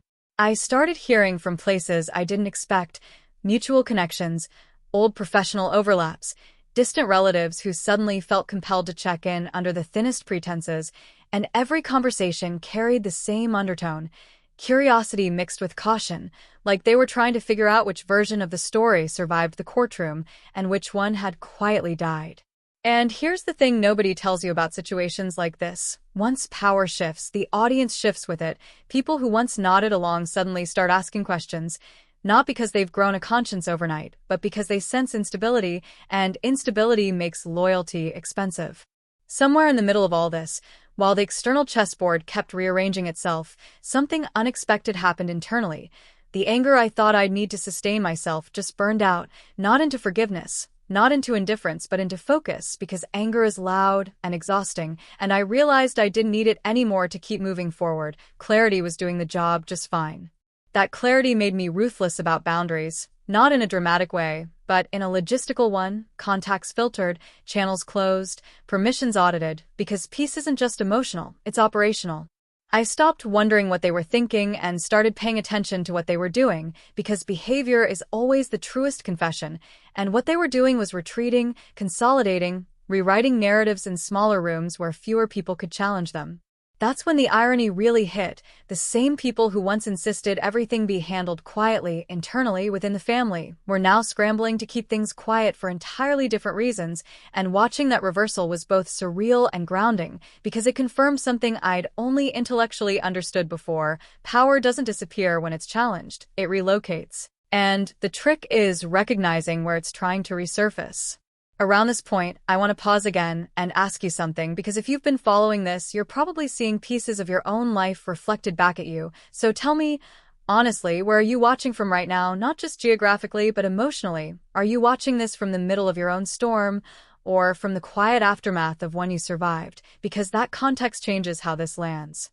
After that pause, things accelerated in a way that felt almost anticlimactic. Documents surfaced through unrelated proceedings, financial disclosures in adjacent cases that painted a picture far less flattering than the one they'd spent decades maintaining, and suddenly the whispers weren't about me anymore. They were about them, about patterns, about ethics, about whether the courtroom incident was an outlier or a symptom. And that's the danger of trying to weaponize institutions for personal control. Once you pull that lever, you invite scrutiny from systems that don't care about family narratives, they care about records, consistency, and liability. I didn't have to say anything at this stage, which might have been the most satisfying part. The story was telling itself through footnotes and filings, through other people's due diligence, and every time I heard another piece click into place, I felt a strange mix of relief and sadness. Relief that the truth was surfacing without my intervention, sadness that it had ever needed to surface at all. What surprised me most was how quickly the dynamic inverted, how fast concern turned into distance, how allies became neutral observers, because once someone's authority is publicly questioned, even the most enthusiastic supporters start recalculating their proximity, and recalculation is the beginning of isolation. I started to understand that the real consequence here wasn't legal or financial, it was relational, reputational, the slow erosion of unquestioned credibility. And for people who built their entire identity on being above reproach, that erosion is devastating. Through all of this, I stayed deliberately boring, routine intact, work steady, life quiet, because nothing unnerves manipulative people more than realizing you're no longer orbiting them at all, that you've slipped out of their gravitational pull and into your own trajectory. There were moments, of course, when the weight of it all pressed in, late nights when I replayed old memories through this new lens and felt the grief catch in my throat, because clarity doesn't erase loss, it reframes it, and realizing how conditional so much of that love had been still hurt, even if it no longer controlled me. But alongside that grief was something sturdier, a growing sense of authorship over my own story, not the curated kind, not the defensive kind, but the quiet confidence that comes from knowing you can stand in the full truth of your experience without needing anyone else to validate it. And just when it felt like the arc was settling into a long denouement, another shift occurred. one that reframed everything yet again, not through confrontation, but through absence, the absence of attempts, of messages, of indirect feelers, the kind of absence that only appears when someone finally understands the door isn't just closed, it's locked, reinforced, and no longer worth testing. That silence didn't feel ominous. It felt final, like the end of a chapter that had been dragging on long after the point of resolution, and in that quiet, something else emerged. Space. Not empty space, but usable space, the kind you fill with things that were previously crowded out by vigilance. I found myself making plans without second-guessing how they'd be perceived, investing energy into relationships that didn't require translation or defense, laughing more easily, sleeping more deeply, and those small shifts added up to something profound, the realization that the cost of constant self-justification had been higher than I ever admitted. Looking back, it's almost unsettling how normalized that cost had become, how much labor I'd been performing just to exist without conflict, and how freeing it felt to finally stop performing altogether. This is the part of stories like this that rarely gets told, the part after the big reveal, after the courtroom drama, when the real work begins, rebuilding not from rubble, but from insight, choosing what to carry forward and what to leave behind, and understanding that walking away doesn't mean you weren't strong enough to stay. It means you were strong enough to choose something better. And as this chapter drew closer to its true end, not with a bang but with a gradual settling, I could sense another truth approaching, one that would demand a different kind of courage, not the courage to fight or expose or defend, but the courage to live well in the open, fully aware that sometimes the most unsettling outcome for those who try to control you isn't your anger or your success, it's your peace. And realizing that meant understanding that the final reckoning wouldn't come from anything I did next, it would come from everything I no longer needed to do at all, which is exactly where the story turns next. By the time the dust looked like it had finally settled, I realized the most dangerous phase of this story wasn't the open conflict or the courtroom exposure, or even the quiet scrambling afterward. It was the moment everyone assumed it was over, because that's when people decide whether they've actually learned anything or whether they're just waiting for the next opportunity to reassert themselves in a subtler way. And I stayed alert not out of paranoia but out of pattern recognition, because once you've seen how entitlement disguises itself as concern, you don't unsee it. What changed this time was that the signals were different, not aggressive, not probing, but oddly performative, as if somewhere behind closed doors a version of the story was being rehearsed where they were the misunderstood ones, the parents who tried to help and were punished for it, and I knew that narrative would eventually be tested against the world to see if it could still survive. That knowledge didn't make me anxious, it made me precise, because precision is the opposite of panic. I watched how information traveled, which details were emphasized, which were omitted, who repeated what and with what tone, and it became clear that the story they wanted to tell required my participation, my reaction, my visible bitterness, my supposed instability, and the more I refused to supply that, the more hollow their version sounded. Silence, when used deliberately, isn't passive, it's strategic, and I leaned into it not as a tactic but as a boundary, because there is a point where explaining yourself becomes collaboration in someone else's distortion. The real shift happened internally when I stopped measuring progress by their behavior and started measuring it by mine, by how little space they occupied in my decisions, by how rarely I replayed old conversations looking for new interpretations, by how often my days passed without a single thought about what they might be doing or saying, and that absence of mental noise was so unfamiliar it almost felt wrong at first, like forgetting to carry something heavy you've been hauling around for years. Somewhere in the middle of that realization, I caught myself smiling for no reason while doing something mundane, and that's when it hit me that peace doesn't announce itself, it sneaks in quietly and dares you to notice. I want to pause here and ask you directly, because this matters more than the story itself. Where are you watching from right now? Not just the place, but the place in your life. Are you still inside the conflict, bracing for impact, or are you standing just outside it wondering if you're allowed to move on yet? Because hearing this from either position hits differently, and I want you conscious of where you're standing as this unfolds. After that pause, the final confirmation arrived in a way that felt almost poetic, not through confrontation but through consequence, through the natural fallout of choices finally meeting reality, professional distances widening, social invitations drying up, influence diminishing in rooms where it once went unquestioned, and I didn't have to witness most of it directly to understand what was happening, because the absence of noise told the whole story. Control thrives on proximity, and once proximity disappears, control collapses into irrelevance, and that collapse doesn't look dramatic from the outside. It looks like a slow retreat into smaller and smaller circles, where fewer people are listening. What surprised me wasn't that it happened, but how little satisfaction I felt watching it from afar, because by then I had already detached emotionally from the outcome, and that detachment wasn't coldness, it was clarity, the kind that lets you see that winning doesn't always feel like triumph.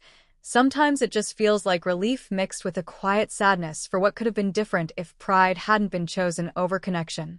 I thought a lot about that sadness, about how easy it is to mistake distance for cruelty and boundaries for punishment, and I realized something important. Boundaries don't punish, they protect, and anyone who experiences your protection as an attack was benefiting from your lack of it. That understanding reframed everything. It turned guilt into information, it turned pressure into proof, and it turned every attempt to pull me back into the old dynamic into confirmation that leaving it was the right choice. As the weeks went on, my life expanded in subtle ways. New projects took shape, conversations deepened, decisions felt lighter because they weren't being run through an invisible committee of imagined reactions, and it dawned on me that autonomy isn't loud or rebellious. It's quiet and deeply practical. It's choosing what deserves your energy and letting the rest starve. There was a moment late one evening when I realized I hadn't checked my phone for hours, not because I was avoiding something, but because nothing was pulling at me, and that might sound trivial, but when you've lived under constant emotional surveillance, that kind of freedom feels radical. I started thinking less about closure and more about continuity, about how life doesn't actually need everything tied up neatly to move forward. It just needs enough truth to stop lying to yourself, and that was the final gift this ordeal gave me, the inability to pretend anymore, the clarity to see where I had been minimizing my own needs to keep others comfortable, and the permission to stop.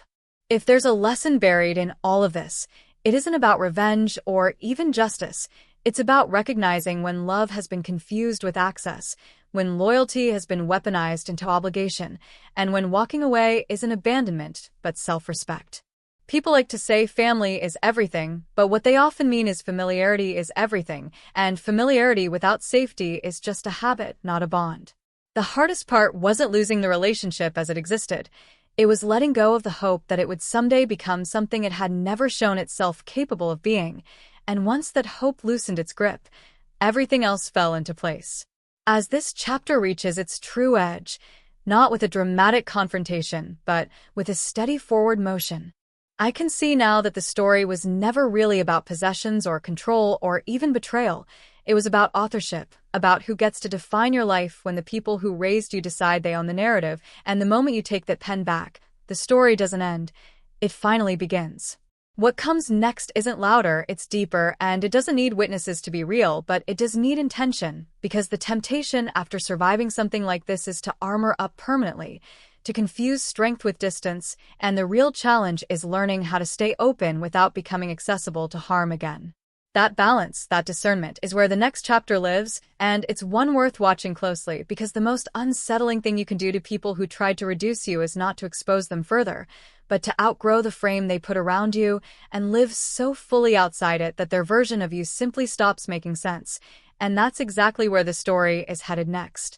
What I didn't expect after everything that happened was the quiet recalibration that followed, the way the world seemed to test whether I really meant it when I chose myself, because there's a difference between winning a confrontation and living inside the consequences of that win, and the consequences are rarely loud. They're subtle invitations to slip back into old roles under new disguises, invitations that look harmless until you recognize the handwriting. It started with small things, neutral on the surface. A distant cousin reaching out with a casual message about keeping the family together. A former family friend asking if I'd consider coming to an event because it would mean a lot to certain people. Language carefully chosen to sound like reconciliation while avoiding any acknowledgement of what actually happened. And I realized these weren't olive branches. They were fishing lines, cast gently to see if I'd bite, to see if I'd step back into the gravity well where my boundaries blurred and my silence could be reinterpreted as forgiveness. I didn't respond immediately, not out of fear but out of observation, because timing reveals intent, and when you wait, people show you whether they're patient with your autonomy or anxious to reclaim it. The messages escalated just enough to reveal themselves, a hint of pressure here, a subtle guilt nudge there, the implication that my refusal to engage was somehow cruel, disproportionate, unnecessary now that things had settled, as if harm expires on a schedule and accountability has a statute of limitations when it becomes inconvenient. That's when it clicked that the real conflict was no longer about the past, it was about the future, about whether the version of me that emerged from that courtroom would remain intact once the adrenaline wore off, and the social systems that had supported the old narrative tried to restore equilibrium. People underestimate how invested systems are in their own continuity, even dysfunctional ones, because change threatens comfort, and comfort is often valued more than justice by those who benefit from the status quo. I noticed how often the language of peace is used to suppress truth, how phrases like moving on and letting it go are deployed not as healing tools but as erasers, and how easily the burden of reconciliation is placed on the person who finally said no, because it's simpler to pressure the boundary setter than to confront the boundary violator. That realization didn't make me angry, it made me methodical, because methodical beats emotional every time when you're dealing with people who mistake access for entitlement. I began to curate my responses the way I curate my work, with intention, with context, with an awareness of what story each choice would reinforce. And sometimes that meant no response at all, because silence, when it's no longer fear-based, becomes a form of authorship. As days turned into weeks, I noticed a strange inversion happening. The people who once seemed so powerful in my internal landscape were shrinking, not because they'd changed, but because I had, and that shift revealed something unsettling and freeing at the same time. Power is relational, and when you withdraw the relationship, the power evaporates, leaving behind only behavior without leverage. There was a moment during this period when I was walking home at dusk, the sky that soft bruised purple that feels like a held breath, and I realized I wasn't replaying arguments in my head anymore, wasn't crafting hypothetical responses to imaginary confrontations, and that mental quiet was so foreign I stopped walking just to register it, because for years my inner world had been crowded with contingency plans for other people's reactions, and now there was space, an open field where my own thoughts could exist without being interrogated. I want to pause right here and ask you something, and I mean this genuinely. Where are you watching from right now? What city, what country, what corner of the world? Because stories like this don't land the same way everywhere, and knowing where you're listening from reminds me that this isn't just my experience echoing in a vacuum, it's intersecting with lives shaped by different cultures, different family structures, different definitions of loyalty and independence, and yet somehow the emotional math still adds up the same. After that pause, what came next wasn't another attack or a dramatic twist.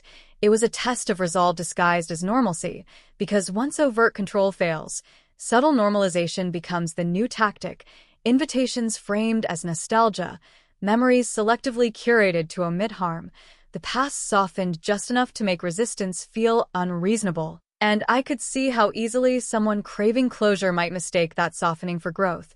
But growth doesn't skip accountability, and healing doesn't require amnesia.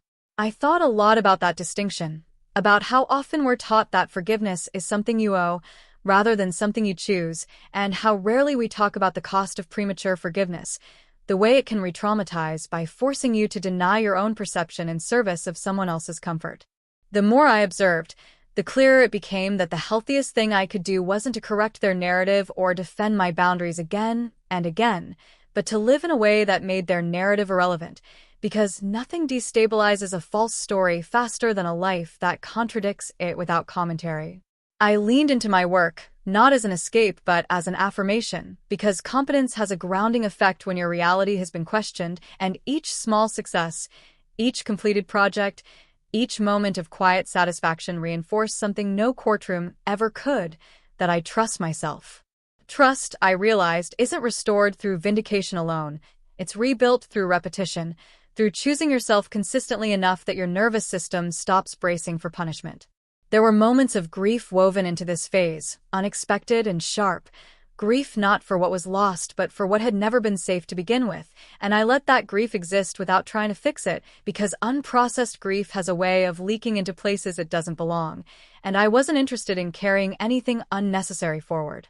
As this internal reorganization continued, the external world responded in subtle ways, opportunities emerging that would have once terrified me because they required visibility, confidence, ownership.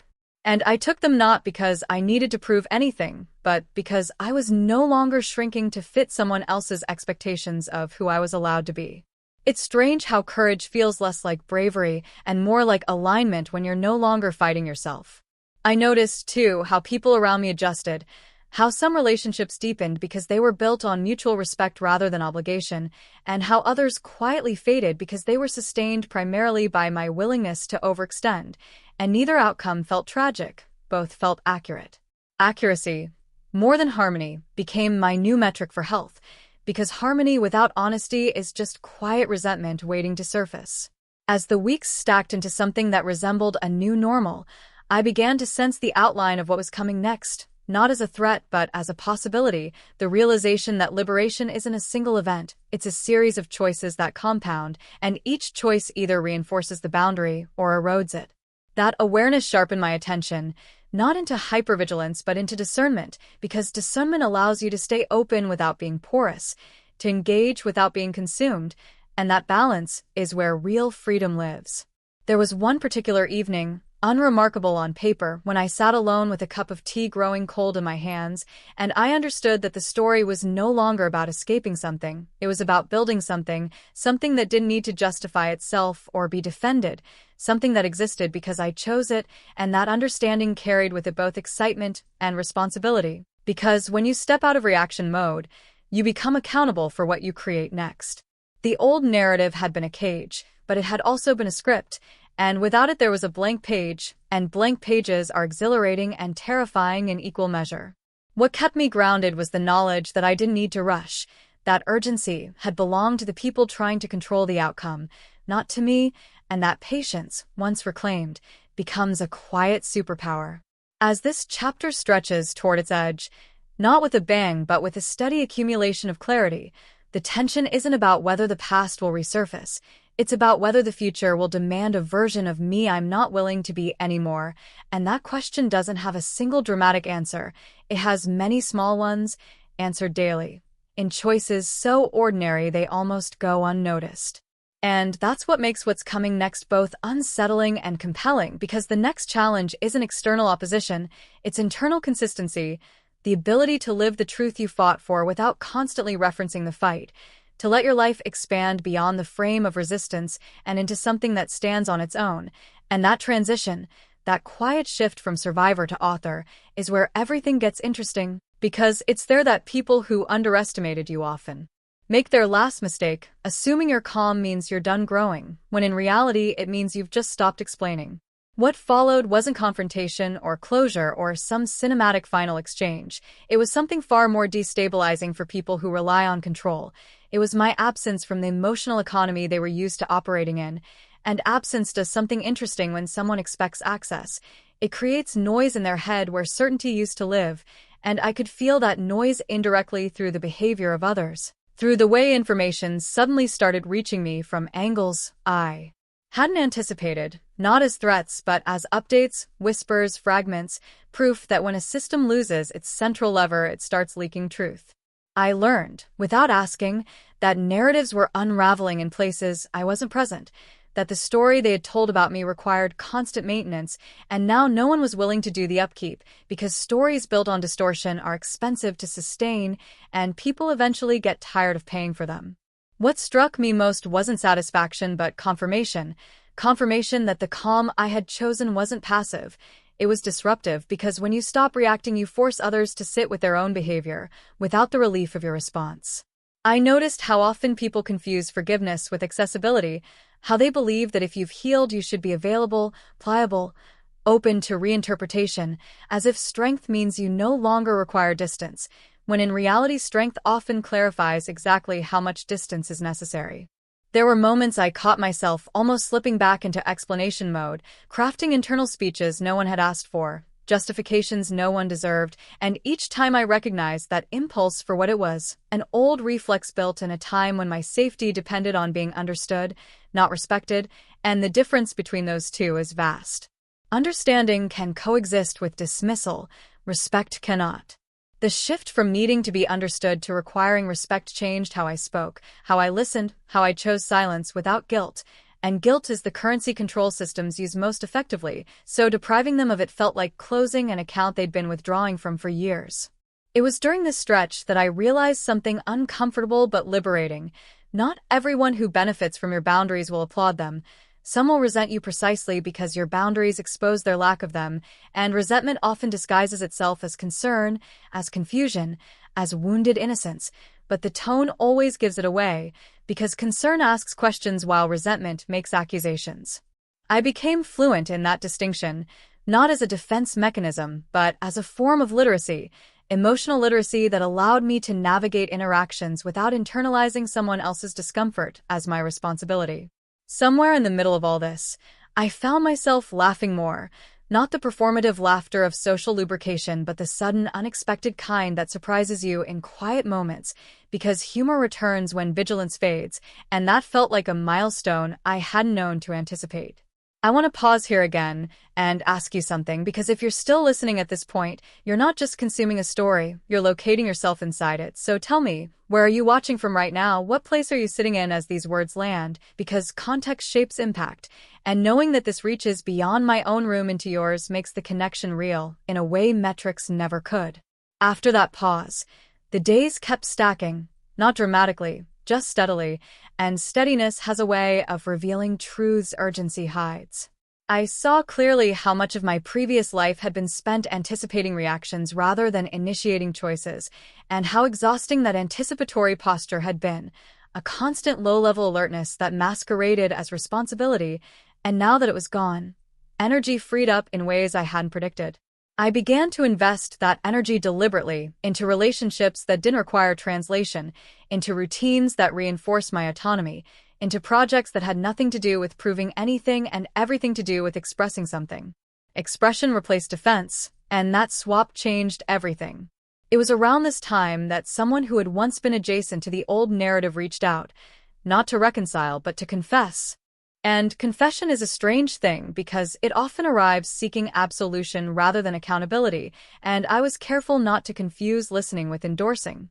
They spoke about how uncomfortable things had become, how the version of events they'd accepted no longer made sense, how questions were being asked without answers, and I listened without correcting, without filling in gaps, because silence allows people to hear themselves more clearly, and what they heard unsettled them.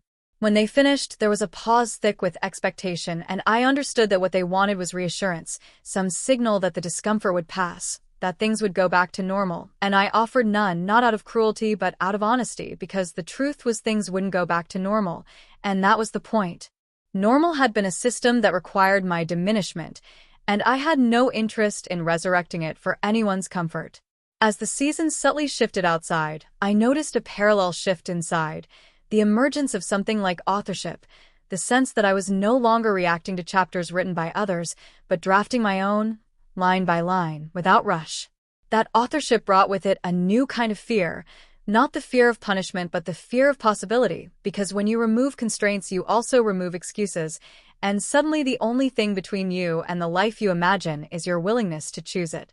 That's a heavier responsibility than obedience ever was.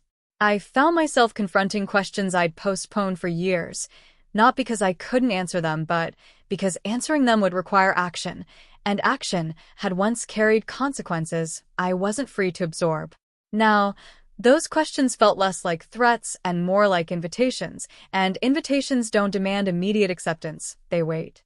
The most surprising part of this phase wasn't external validation or vindication, it was internal quiet, the kind that lets you hear your own preferences clearly, not filtered through expectation or obligation, and that clarity was intoxicating in its simplicity. I liked what I liked. I wanted what I wanted. I no longer needed to defend either. That realization didn't make me harder. It made me softer in a way that was previously unsafe, because softness without boundaries invites harm, but softness with boundaries invites depth, and depth is where real connection lives. I noticed that the people who could meet me there stayed, and the ones who couldn't drifted, not dramatically, just naturally, as if released from a role they'd never consciously auditioned for. There was one evening, ordinary in every measurable way, when I caught my reflection in a window, not posed, not braced, just present, and it struck me that this was the face of someone no longer waiting for permission, and the simplicity of that observation nearly undid me. Permission had been the invisible gatekeeper of my life for so long that I hadn't realized how many decisions I'd outsourced to it, how many impulses I deferred, how many truths I'd softened to remain palatable, and now that gatekeeper was gone, replaced by something quieter and stronger: discernment. Discernment doesn't rush, doesn't argue, doesn't over-explain. It just selects, and selection is a form of power that doesn't announce itself. As this chapter edged toward its close, not with resolution but with momentum, I sensed that the real test ahead wasn't whether I could stand up to overt opposition. I'd proven that. It was whether I could remain aligned when the pressure became subtle, when nostalgia softened the edges of memory, when comfort tempted me to trade accuracy for ease. That test doesn't happen once. It happens repeatedly, in moments so small they're easy to dismiss, and yet those moments are where lives quietly veer off course. I was determined not to veer, not because I was rigid, but because I finally knew where I was going, even if the path wasn't fully visible yet. The intrigue now wasn't about confrontation or fallout, it was about expansion, about what grows when fear no longer occupies the center, and that growth was already reshaping things in ways I couldn't have planned, only allowed. And as this stretch of the story draws you closer to what comes next, the question hanging in the air isn't what they will do, it's what I will build, because once you stop fighting to exist, you start choosing how to live, and that choice, repeated consistently, becomes something far more unsettling to those who underestimated you than any argument ever could, because it means you've moved beyond their reach without needing their permission. And that's when the story stops being about escape and starts being about arrival. What came after everything settled was not silence, but a new kind of motion, the slow, deliberate movement of a life no longer oriented around resistance. And that shift was disorienting at first because when you've spent years bracing yourself, calm can feel suspicious, like the quiet before something breaks. But this quiet was different. It wasn't hollow or tense, it was earned. And I realized that the true aftermath of confrontation isn't victory or loss. It's recalibration, the moment your nervous system has to relearn what safety feels like without constant vigilance. I noticed how my days began to reorganize themselves around intention rather than avoidance, how I woke up without mentally scanning for threats, how decisions no longer carried the weight of imagined backlash, and that freedom wasn't loud or celebratory, it was subtle, and therefore more powerful, because subtle changes last. I started choosing things simply because they felt right, not because they proved a point, not because they countered a narrative, and that was a revelation because so much of my earlier autonomy had still been reactive, a push away rather than a movement toward. Now the movement was forward, quiet, precise, and self-directed. There were still echoes of the old world, of course, not in the form of direct interference, but in memory, in the way certain smells or phrases could briefly transport me back into old emotional postures. But instead of being pulled under by those moments, I observed them, and observation without judgment is a form of mastery. I began to understand that healing isn't about erasing the past, it's about shrinking its authority over your present, and authority fades when it's no longer obeyed. Somewhere along this stretch, I stopped rehearsing explanations entirely, stopped imagining conversations that would never happen, and that mental space opened up something unexpected: creativity, the kind that doesn't exist to impress or defend, but to explore. I wrote more, not publicly, not performatively, but privately, as if I were finally allowed to hear myself think without interruption, and what emerged surprised me, not because it was dramatic, but because it was honest. I wrote about desire without apology, about anger without justification, about joy without minimizing it, and each page felt like reclaiming a piece of territory I'd abandoned long ago. Midway through this period, something occurred that reminded me how far I'd come. An invitation arrived, not coercive, not manipulative, simply framed as an olive branch, a chance to clear the air, and for a brief moment I considered it. Not out of longing, but out of curiosity, the same way you might glance at a road you no longer travel just to see where it leads. Then I realized that curiosity didn't require participation, and participation would have required me to step back into a dynamic that no longer fit. So I declined politely and without explanation, and the ease of that decision was its own confirmation. Around this point, I want to pause and ask you something again, because if you've stayed with me this far, you're not just listening, you're reflecting. So where are you watching from right now? What city, what room, what moment in your own life intersects with this story? Because your context shapes how this lands, and I want you aware of that intersection. After that pause, life continued unfolding in ways that felt almost conspiratorial. Opportunities appeared not because I chased them, but because I was finally positioned to receive them, aligned with myself rather than against something else, and alignment attracts without effort. I noticed how people responded differently to me, not with deference or distance, but with a kind of grounded respect that comes when you're no longer negotiating your worth, and that respect wasn't intoxicating, it was stabilizing. I also noticed something else, something quieter and more profound. The absence of fear when imagining the future, not the reckless absence of concern, but the calm understanding that whatever came next would be met by someone capable, and that trust in myself was something I'd never fully possessed before. The old fear had been less about failure and more about retaliation, about what would happen if I stepped out of line, and now that line no longer existed, replaced by my own internal compass, and compasses don't shout, they guide.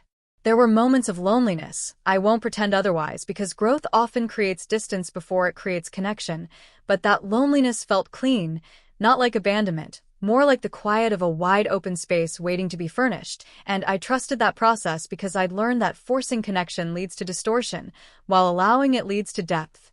One evening, as I was walking home, I realized that the story had shifted entirely. It was no longer about what had been taken from me or what I had defended. It was about what I was choosing to create. And creation is inherently forward-looking. It requires imagination rather than memory. That realization brought with it a strange mix of relief and responsibility, because when you're no longer reacting, you can't blame the past for the present. And that accountability is heavier than victimhood ever was, but it's also infinitely more empowering. I began investing in things that wouldn't pay off immediately: relationships, skills, ideas, the kind of investments that require patience and faith rather than urgency. And patience had once been forced on me, now it was chosen, which made all the difference. There were no dramatic confrontations to mark this phase, no villains to defeat, and that absence was itself a sign of progress, because the need for antagonists fades when your life is no longer organized around opposition. Instead, there were small, quiet victories. A morning where I realized I hadn't thought about the old conflict at all. A conversation where I spoke without filtering myself. A decision made without consulting anyone else's expectations. And those moments accumulated into something solid, something sustainable. I also became more aware of how often people mistake endurance for strength, how they praise those who tolerate harm rather than those who refuse it, and I found myself less interested in being praised and more interested in being free, because praise is fleeting but freedom compounds. If there's one thing this entire arc taught me, it's that closure doesn't come from answers. It comes from boundaries, and boundaries aren't walls, they're filters. They determine what gets through and what doesn't, and once you install them, you don't have to keep explaining why certain things no longer enter your life. The intrigue now isn't about revenge or reckoning, it's about continuity, about how this life continues to unfold without the old gravitational pull. And that's the kind of intrigue that doesn't spike adrenaline, it deepens it, because it invites you to imagine your own next chapter, rather than relive an old one. I know some of you watching are still in the thick of your own version of this story, still fighting to be seen, still negotiating space, still bracing for impact, and if that's you, understand this. The moment you stop orienting your life around the people who refuse to see you, everything changes, not all at once, not dramatically, but decisively. You don't need permission to become yourself, and you don't need their understanding to move on. You only need the courage to prioritize your own alignment over their approval, and that courage grows with use. As this chapter closes, not with an ending but with an opening, the question I leave hanging isn't about what happened or who is right. It's about what comes next when you choose yourself consistently, quietly, without spectacle, because that choice doesn't end the story. It begins a better one. And if you want to keep exploring what that looks like, not just here but in your own life, stay with me. Because the most interesting transformations don't happen in courtrooms or confrontations. They happen in the everyday decisions that follow, the ones no one applauds but that shape everything, and that's where the Real story continues.